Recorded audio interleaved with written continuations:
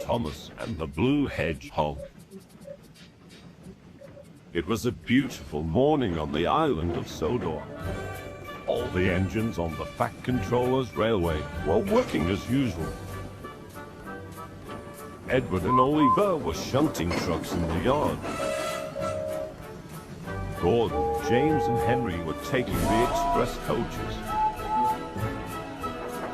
Percy takes the mail train. And Thomas runs along his branch line with Annie and Clarabelle.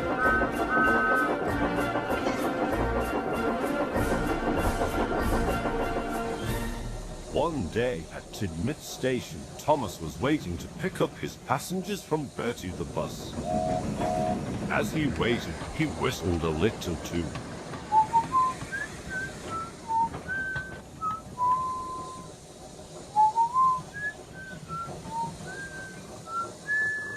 Just then, Bertie came up to Thomas with a honk. Here's your passengers, Thomas. Oh, thanks, Bertie. As Thomas waited for the passengers to board on his coaches, he noticed Percy and Edward talking to each other. But he couldn't figure out what they're talking about. And just as he was about to ask them what they're talking about, Donald and Douglas came up next to him. Ah, Thomas! Just the wee engine we was looking for. Aye, that's right, Dougie. Oh, hey, Donald and Douglas. What's up? We'll tell you what's up. We've seen posters about a fast blue hedgehog. Aye, it said something about being famous in Japan or something. This was making Thomas really confused. A fast blue hedgehog? He was still surprised about Edward and Percy, and now he had two puzzles to sort out. The god blew his whistle, which made Thomas jump. Oh, sorry, can't stop. Got to see a coach about a train.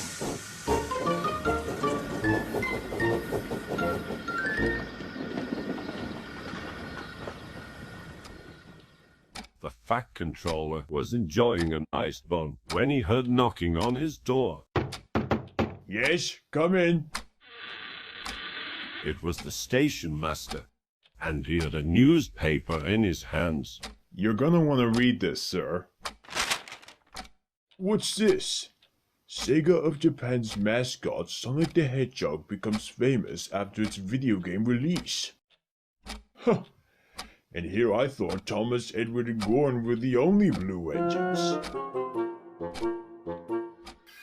James and Thomas were waiting at the level crossing.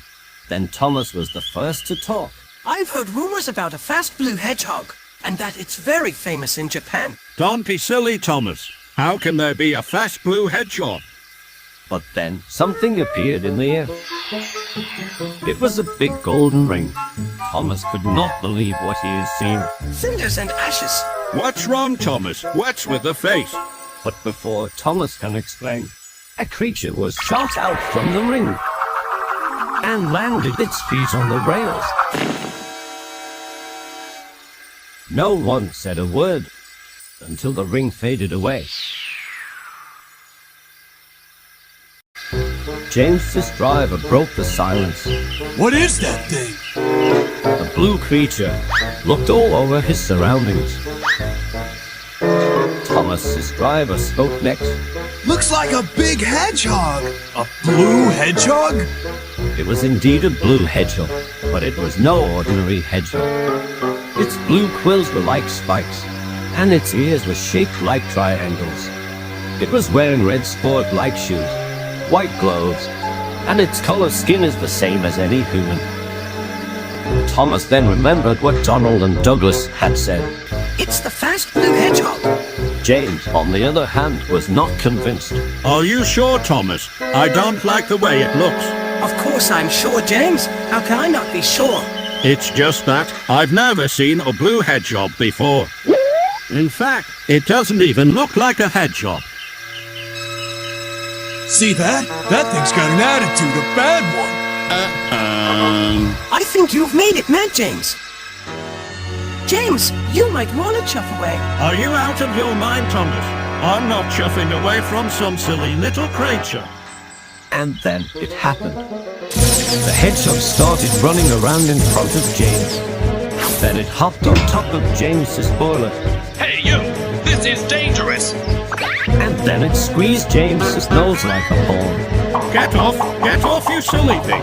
Thomas couldn't help but started laughing. It's not funny, Thomas. This is serious.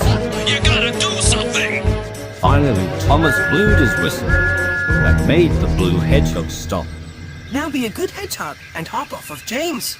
The hedgehog did as it was told and hopped off of James. It stood proudly on the tracks, rubbing its finger under its nose. As soon as I drop off my passengers, I'm heading straight back to my shed. Rather letting this freak of nature go crazy on me. And off went James in a huff, leaving Thomas and the blue hedgehog on their own, to which it blew a raspberry at the red engine. We better get it out of here. Thomas's driver got off of Thomas's cab and started to walk towards the hedgehog. Behind Thomas, Annie and Clarabelle were rather worried. Be very careful. Don't let the hedgehog hurt you. I think I can handle this little fella. The driver stopped in front of the hedgehog and squatted down to match its height. Hey, buddy, want to ride with us down to the station? The hedgehog's face lit up when it heard this. It rapidly nodded its head and zoomed into Thomas's cab. That was quick. The driver quickly got back onto Thomas's cab.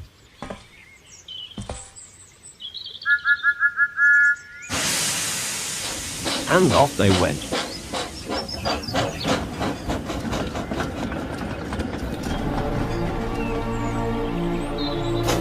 Welcome to Sudo, little hedgehog. I'm Thomas the Tank Engine. The blue hedgehog was very happy to be riding on a steam engine. And the hedgehog's adventure has just begun.